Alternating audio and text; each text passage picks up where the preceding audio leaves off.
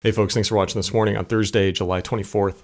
I was staring at this map this morning for a few reasons. One, earlier in July, there's a bit of a forecast that the Bermuda High was going to weaken to some degree, and we can actually see that here on the surface winds across North America and across Atlantic. We also noticed this kind of a little bit at the end of the last week that the sea surface temperatures, that is those ocean temperatures in this area here, we call this the main development region of the Atlantic, so we see a lot of our hurricanes kind of start here, started to warm up a bit. Just a little bit. That's actually, this area here has been relatively, I'm going to use that term strongly here, relatively cooler than other areas around it. So the North Atlantic's pretty warm right now, the North Pacific's pretty warm, and relatively speaking, this area has been cooler spring through summer as a result of that Bermuda High just cranking. What I mean by that is the strong trade winds. You can kind of follow these winds from Africa over to the Caribbean. When they're cranking, they chop up that water, they cause waves. That tends to upwell some cooler water toward the surface and cool down those surface temperatures. And so the kind of cool pocket of water that we've seen at varying times this summer has been indicative of this Bermuda High spinning counterclockwise and doing its job feeding precipitation up into North America. We've seen flash flood warnings, kind of stagnant flow at times as a result of that. Now with this weakening a bit, you can see this kind of pressure trough here right in the middle of it. It has split the Bermuda High over toward the Azores. We have another piece of it, maybe the proper Bermuda High near the island of Bermuda here. But if you still follow some of these trajectories, like I'm going to bring them all the way through the Atlantic, we're just following some of these winds. You do have some take off here through the Central America, but we're still seeing flow. You can see it here. This is the Bay of Campeche, and that's pulling it all the way up into North America. You can see some of this moisture getting up into Florida here. So we haven't totally shut it off, but it has weakened a bit here. And as a result, we're seeing some drier and warmer conditions come into at least the Mid-South, and then some heat advisories and heat warnings now posted for the Midwest. But with that flow, you can still see it coming out of Texas, kind of screaming north through Missouri, through Kansas, and we jump over and look at that overnight radar, we still have moisture. In fact, we still have anomalous precipitable water values. That is, we still have, relative for late July, more moisture in the atmosphere over portions of North America than we typically have. So despite some weakness, in that Bermuda High here this week, it has cut off some rain in areas to the Mid-South, maybe getting into the southern portions of the Corn Belt. But we're still seeing these kind of wide area thunderstorms. You can see just this morning, this spinning MCV. We had a large amount of thunderstorms overnight in Nebraska, portions of northeastern Kansas, western Iowa, and it's left this little spin up here. See, folks kind of call these like land hurricanes or land foons. They're not going to produce hurricane-like winds, but spinning over Iowa at the end of July, they kind of resemble something of a tropical system. Always neat to see every year, and we've seen plenty of them this year with all the thunderstorm activity in these corridors here. We did see some severe reports yesterday, particularly a little squall line that went through northern Wisconsin, the Green Bay area. Saw one tornado report north of Green Bay, stretching across the lake into northwest Michigan there. Also saw some severe reports in Nebraska, South Dakota, and then just a scattering of reports outside of that. But I mentioned that kind of flow of moisture up into the northern part of the country and over into the Central Plains. Appreciable precipitation here. I mean, you're talking values exceeding an inch in some areas of northern Iowa here, southern Minnesota getting up over 2 inches, some localized areas of flooding here, and then a lot of these kind of little squall lines that have been sneaking through. We haven't seen like one big derecho organized, but just like you saw in Wisconsin yesterday, these little squall lines that have been kind of following one another, coming through, leaving these little spin-up MCVs have been a hallmark feature of what we've seen in July in that area. Now, we've been drier underneath that heat dome, right underneath where we're seeing those heat advisories posted. Those continue today. I'll just jump over and show you, right, kind of the same area I just circled with a lack of, material precipitation all the way from the DMV area up into New England. These have been recently posted through Chicago, down through Dallas-Fort Worth area, up through Saginaw, Michigan, kind of a wide area of folks here under these heat advisories, and then the extreme heat warnings in the lower Mississippi River Valley. Now, the reason you're seeing this kind of stretched over toward the east, the upper level ridge that's over us right now is starting to lean. We talked about this on Tuesday. If we go ahead and show you that ridge here, this is no longer the surface winds across North America, just showing you those upper level height pattern, that 500 millibars. Where's that clockwise flow? Well, we can follow it all the way here. In fact, the center of it, right? You have a little center of it here, near the Outer Banks of North Carolina. So that's where the heat is centered here at the end of the week here this week, and we're seeing those heat advisories filling underneath that. We do have a bit of a weak trough here associated with that MCV that I showed you over Iowa, that thunderstorm activity. This is going to be bringing kind of a stalled front along this area here through New England. So we're going to watch this today on Thursday and Friday for additional severe thunderstorm development, kind of rightly so, right on the periphery of that ridge, that Northwest periphery is always a hot spot for thunderstorms, occasionally severe, although at least, the next 2 or 3 days, not seeing as significant of a severe concern through this area. We'll just get into that. This is the 3-kilometer NAM forecast showing that potential thunderstorm development. I'm going to take this is Thursday morning, about 7 a.m. Actually correctly resolved that MCV. If you look closely over the last few frames, do you see it kind of trying to spin up a little MCV here? So that's what we're seeing now on radar. Well done, 3-kilometer NAM. If I go through today at lunchtime, you see the thunderstorm activity wane appropriately. And then now getting to 4 p.m. Central this afternoon, along that kind of stalled front through Michigan, northeastern Illinois, southern Wisconsin, portions of northwest Indiana. Some of these areas here are still dry from that I-80 dry spot, and a potential development here. You can also see, if we watch down here near the Gulf Coast states, that remnant moisture. This was actually from, remember that system last week? We had a commenter correctly pointed out, asked, can these often spin back around? And yes, they can. So this moisture has actually gone up here. It got caught underneath this heat dome and was actually spun in a clockwise fashion back around across Florida, and expecting additional showers and storms here today along the Gulf Coast. So we take this through, again, I'll take it quickly through Thursday evening.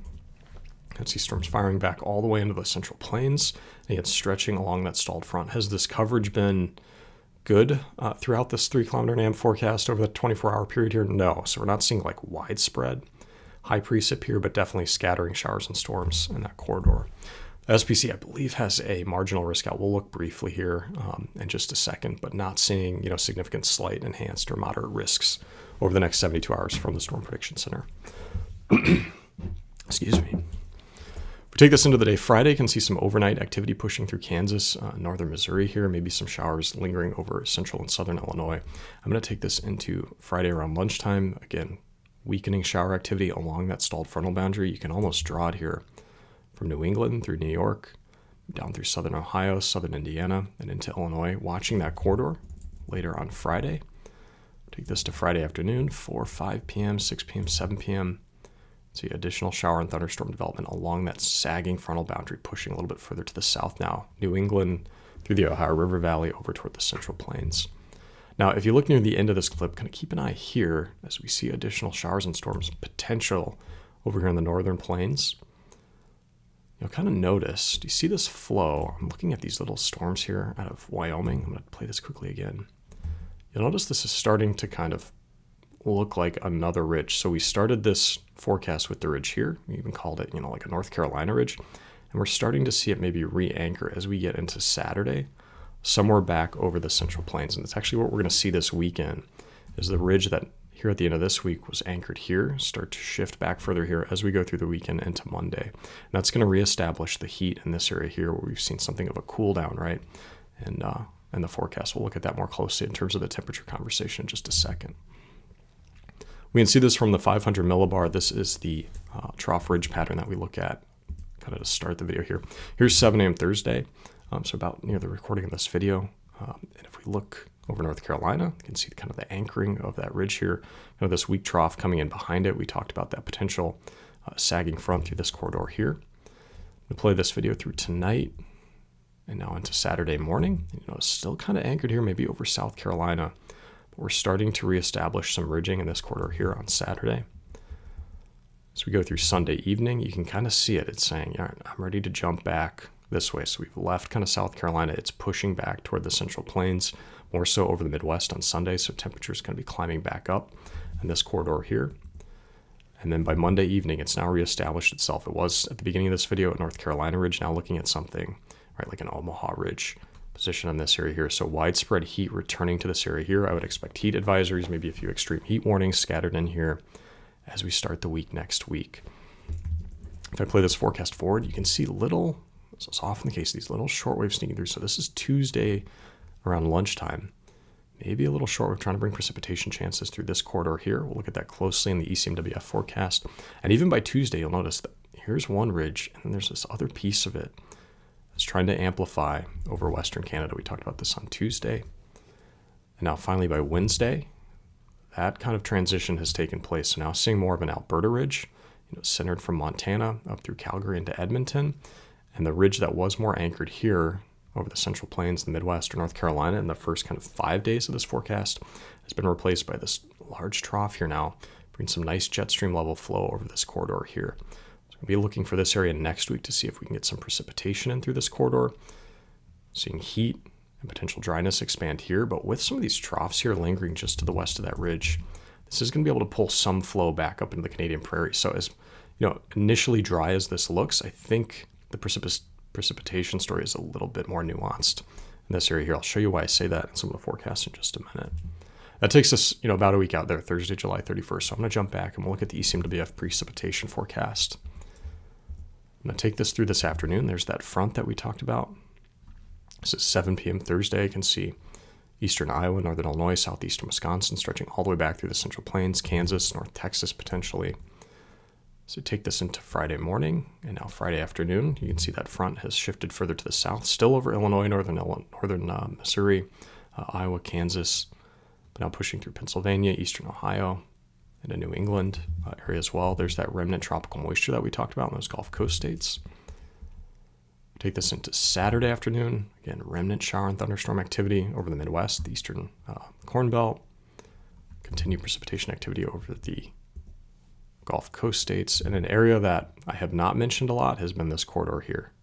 So kind of stretching through the Mid-South, the Middle Mississippi River Valley, the same area that's under the most extreme portions of the heat. The advisories, those extreme heat warnings along the Middle Mississippi River Valley. Watching this corridor here with a lot of heat now in the forecast, but not a lot of precipitation chances. I'm taking this forecast out until Monday morning now. There's a little system now coming through Minnesota into Wisconsin. Very quickly, I have to keep an eye on that, potentially overnight on Sunday into Monday.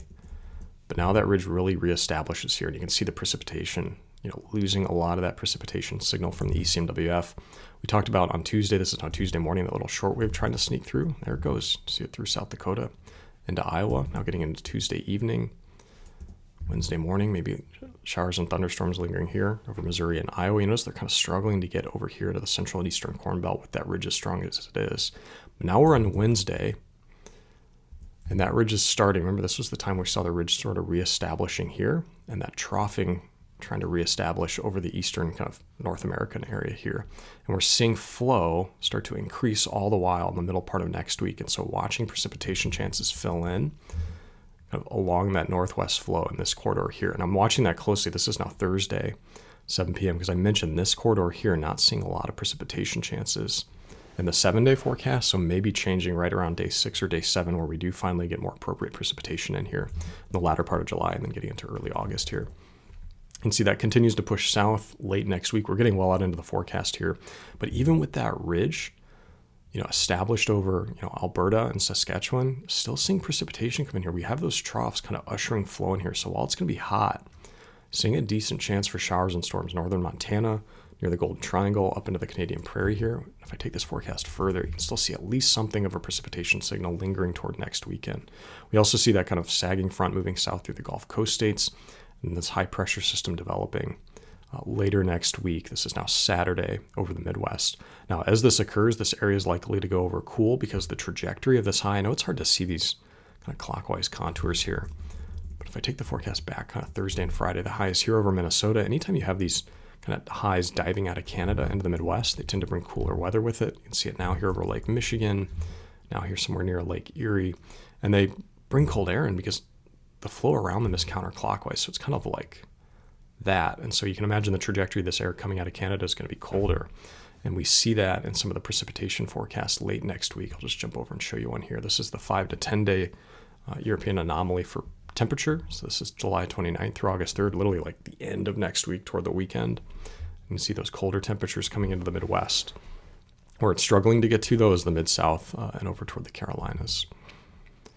Now, the precipitation story over the next 7 days, you can see this corridor here. This is continuing from today. A lot of this heavier rain that you see here, the inch to 2 inch plus forecast just over the next kind of 48 to 72 hours here. Look at the Canadian Prairie. Even with that ridge trying to reestablish across northwest portions of North America, it's still seeing decent precipitation values in the Golden Triangle, Montana, up into the southern Canadian Prairie, even up into northern Alberta and British Columbia as well. There's that Gulf Coast precipitation that we talked about, and then this corridor in here, Texas through Oklahoma, portions of Arkansas, even over into the Carolinas. Southern Illinois, can include southern Indiana, looking at maybe a half inch of rain or less likely over the next 7 days. We are watching kind of this quarter here because as we get out into next week, that high diving out of Canada, these high pressure systems tend to suppress precipitation. So while we're looking at a pretty good 5 to 7 day forecast for rainfall in this quarter here, even like a 3 to 5 day forecast, this area here likely to go over dry at some point next week if that high forecast comes diving out of Canada like it's currently forecast to. If we just go day by day, looking at those National Weather Service high temps, this is Thursday. See continued warmth here today across the eastern Corn Belt, 99 in St. Louis, mid-90s in central Indiana and Illinois, extending up into Michigan here and then extending back toward Texas. Underneath that rain and precipitation, the clouds here over the Gulf states, seeing cooler temperatures here. Take it into Saturday. Now you can see the reason for that ridge trying to re-expand back to the west as those 90s pick back up. Kansas, Nebraska, the Dakotas, see extending all the way toward North Carolina. That continues on Sunday. You can draw a line from Wyoming to South Carolina or from Tucson over toward, Buffalo. Just a lot of warmth across the continental U.S., save for the western U.S. As we go through the weekend, that continues on Monday and Tuesday, but finally seeing, again, middle of the week, that reprieve on its way from the north out of Canada on Wednesday, July 30th. And if I could take you into Thursday, we would see this kind of line of cold air extend further to the south. I'm going to play this quickly because I want to get into the end of this forecast here, but I am going to take this Monday, Tuesday, Wednesday. You're seeing a lot of warmth here across the U.S. Here's Wednesday and now Thursday afternoon at 7 p.m. And you can see we're drawing this front somewhere here from North Texas all the way over toward Kentucky. North of it, daytime highs in the high 70s, low 80s across a wide area of kind of northern tier of the U.S., maybe the northern half of the eastern continental U.S. here, but still seeing that warmth across the Mid-South over toward the Carolinas here. But that reprieve is coming for this corridor here late next week. Again, we saw that earlier with that kind of 5 to 10 day temperature average from the ECMWF.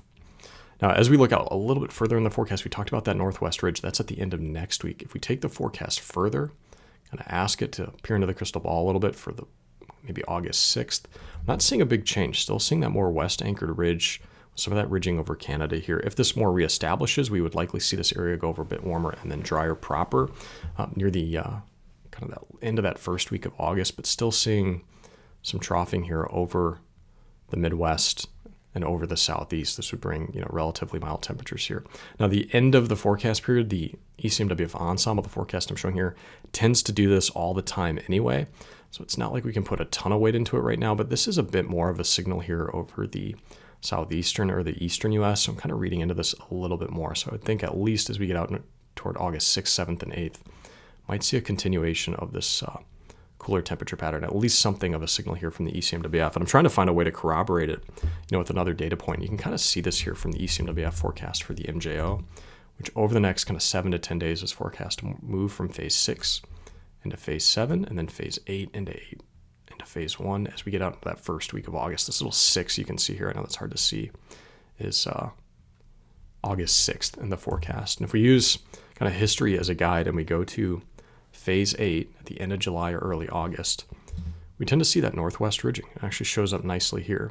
And that troughing here doesn't quite show up over the eastern U.S., but if you follow some of these areas, you can see a weak trough here, and that's really all that's forecast here from the ECMWF ensemble. It's not like we see a big diving trough here. So those are at least lining up, those two forecasts. It tends to put a little bit more weight on this long-range forecast, and I'm comfortable doing that now that at least this cool down that we're seeing in early August might have a little bit of staying power in this area if that ridge does reestablish toward the east. We can see this a little bit if we look out into the ensembles for day 10 to 15. I'm going to blow this up. A commenter yesterday correctly pointed out that my face is like here, and it's going to block out what's underneath it. So I'll just click.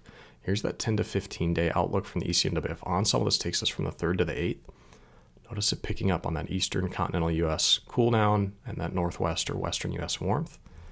Let's jump back and I'll show you the GFS ensemble in large agreement. Warmth across the Canadian prairie. And then jump down to the AFS, which my head is usually covering up. Not seeing quite as dramatic of a cool down. We've seen a few models trying to bring warmth back to the Midwest here as we get further out into August. We'll have to keep an eye on that, but at least right now the AFS not showing, extreme warmth returning back to the Midwest, still even a little bit on the cooler side. In a few areas here across the eastern continental U.S., more of the heat, maybe a bit more amplified across Alaska here. And if I jump over and show you the ECMWF ensemble for the AFS, which is always a little bit less amplified, and I take it out to August 4th and 5th, it's actually in pretty large agreement, despite being of a different kind of dynamical nature than some of those other models with that northwest ridging and a little bit cooler temperatures to the east. I do want to jump back and go to that full view of the precipitation conversation as we get further out into the forecast. So here's the ECMWF ensemble, their 8 to 14 day precipitation anomaly. See, despite this area, this is the 31st through August 6th. That's when we see that ridge establish here. Still seeing some precipitation signal across the Canadian Prairie, the Golden Triangle, Montana, then through to the Dakotas. That flow coming around that ridge is kind of diving back in this area here. So along it, you see northwest flow thunderstorms, eastern Nebraska, Kansas, Missouri, Iowa. I talked on Tuesday that, I'm skeptical of ridging reestablishing in this area in August because of how much rain we've had. Just showed you precipitation moving through here at the start of this video. And then we're adding more of it, potentially, right, at the beginning of August here. So it's going to be that much harder to get a lot of heat expanding into here, given how much moisture we're able to evaporate and return back to the profile. Also seeing precipitation come in across the Gulf Coast states, right, as that flow kind of converges and turns out of the south here and through portions of the Carolinas and Virginia. Where we are starting to watch is New England, even stretching toward the eastern Corn Belt here. I mentioned New England, I think, on Tuesday, but with this high diving out of Canada late next week, popping over this area here, in August, underneath a high pressure system early any time of the year, you're going to be hard pressed to get a lot of precipitation out of it. I do want to jump over. This is the ECMWF weekly forecast. We've been showing this all through July for the August precipitation forecast, and it has gone over much wetter in recent days. So as August has started to enter kind of the near-term forecast period, we're starting to see the Canadian Prairie go over slightly wetter. This part of the country here, extending through the southeast up into the Central Plains, has gone over wetter. This has been a significant shift. I'm just going to show you the run from let's do 4 days ago. Look at how much drier it was, this weekend. So in just the last few days, this extended forecast for August has shifted quite a bit wetter. And this quarter here, again, kind of consistent with that early August forecast that I just showed you. So we were skeptical of the extended forecast this summer due to some performance issues. It seems like right now that's the correct take. But again, still kind of watching this quarter here as analogs have showed some Midwest heat potential to return in August. We'll keep an eye on that. But again, I'm a little bit skeptical. It's just going to anchor right back over the Central Plains, given all the moisture we've seen recently here. I did want to show, this is, Eric brought up 2010 yesterday, and it immediately reminded me of 2023. So 2010, when he showed that thought experiment, showed all the warm overnight temperatures in the end of July, early August for much of the growing regions here. There were like ones, these little like red ones were all over the board, a lot of the 2s and 3s as well. And I remember 2023 had a lot of drought early in the year that we were dealing with across some of the ice states, even into some of the plains. And the eastern Corn Belt kind of snuck through some of that. They did get some of the dryness, but they got precipitation earlier than others in June. And then as we transitioned into kind of late summer, July, and then August, a lot of the Corn Belt did get appreciable precipitation, but they were still dealing with some of that stress from the June drought. Now, the eastern Corn Belt kept those cool overnight temperatures. You can see that here. This is July 9th of 2023 through August 1st. So I really kind of tried to get just during pollination. I remember both those states, Ohio and Indiana, hit record yields, while areas, in Illinois and Iowa still saw some of that stress from the early season drought. So these cool temperatures in the inverse, right, when they're cooler than we thought, can boost yields. And when they're hotter than what we were thinking about, right, they tend to take away yields in 2010. So I bring this up because what we're dealing with this year looks different than 2023. And right now I'm looking at, this is temperature records from this year, so daily observations for 2025. And I'm going to go ahead and pick like right here near LaSalle County, Illinois, a huge corn growing county in the state of Illinois. And again, it starts at January, and let's blow this up, make this a little bit easier to see. So what we've seen this year across northern Illinois, just with some of that dryness, in June 24th through the end of the month, we saw that large heat wave. The dotted line here is your average high temperature in northern Illinois. So for any location we click on, so look at all these consecutive days with daytime highs above that average and overnight lows above that average as well. But as we've shifted into reproductive growth stages for corn and soybeans. Those high temperatures have come down in the middle part of July. And those low temperatures have come down a little bit closer to average here. So this has, assuaged some of the concerns from the dryness that we saw in June because we've added precipitation over it over the same time period. Here's all those precipitation events just over the last 2 weeks, bring us a little bit closer to average. So the crop here, despite some early stress, is looking pretty good. Now, if I jump over toward like central Indiana, notice there's that heat in late June. But you see these overnight lows? They've stayed elevated, at least until, just the last few days. So we've seen these overnight lows. They've struggled to come down and touch the average low. I mean, we see none in those below average low areas. And if we jump over further, I'm going to go like south of Columbus, near maybe like Washington Courthouse.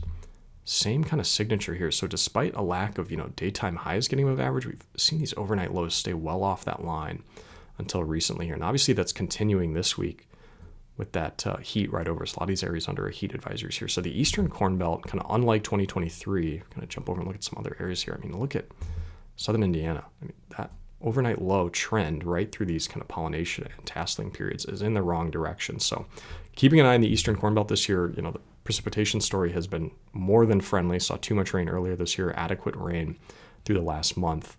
But I am keeping an eye on this because it could be one of those things that shows up at the end of the year, is stealing a little bit more yield off the top end than we thought.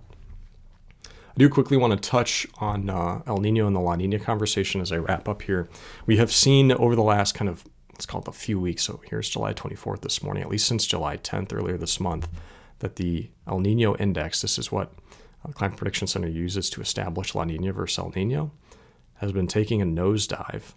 It's actually all the way back into what we could call La Nina territory if it stays here for a number of weeks. So that negative 0.5 Celsius is one threshold we see it, and it's recently dropped below that. So if it stays here long enough, we could be in La Nina, potentially by September or October. I think it's probably going to come back up and kind of wiggle around, but this deep trend like that is something to keep an eye on here. And just over the last few weeks, our conversation regarding La Nina has picked up as a higher possibility. Kind of, if you would have asked me at the end of June, maybe even early July, I would have said kind of it's anyone's guess if we're going to be La Nina, El Nino, or neutral coming into this winter. If you ask me here today, the probabilities are definitely shifting toward La Nina, maybe say like 60% at this point. You can see this just looking at the sea surface temperature anomalies. This is the Central Pacific where we established La Nina. And these water temperatures, I mean, if you had to pick a color that's winning in here, I think everyone would agree it's blue. It was cooler than average temperatures where we established La Nina. So we've seen those increase. That's what we're going to have to watch here this winter because of its effects on crop growing regions, of course, in South America, but also Asia. And then the water precipitation story, hydrology over in the western U.S. where La Nina can play a big role as well. Potentially some concerns for Southern California or the lower Colorado River Valley and those water levels. Because we haven't seen, we saw some good years over the last two, but we're starting to wane on some of those reservoir levels just a little bit. And another La Nina year here this year would add additional concern for those western U.S. reservoirs, at least kind of south of Northern California. There's those water temperatures that we talked about earlier in the main development region. We've actually seen a recent little tick up here in some of these, but still not enough to kind of affect our hurricane forecast right now. It's just something we're keeping an eye on. And then another kind of signature on here I did want to touch on. Here's Hawaii, and it's kind of hard to see in the middle of this map. But all this heat, you see this heat here in the North Pacific. When this gets hot, we tend to see La Nina reestablish. And that's been the case this year as this has stayed so anomalously warm that the kind of atmosphere tends to do this around it.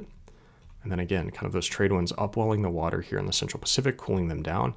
We've also seen heat push in here into the Gulf of Alaska. Not as widespread as we're seeing it here, but this kind of warm signature has been something that Eric and I have been talking about over the last few years. And in fact, if I were to compare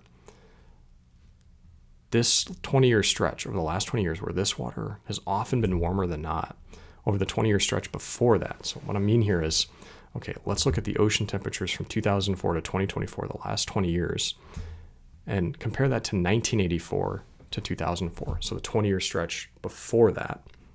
And it shows us which areas have been trending in what direction.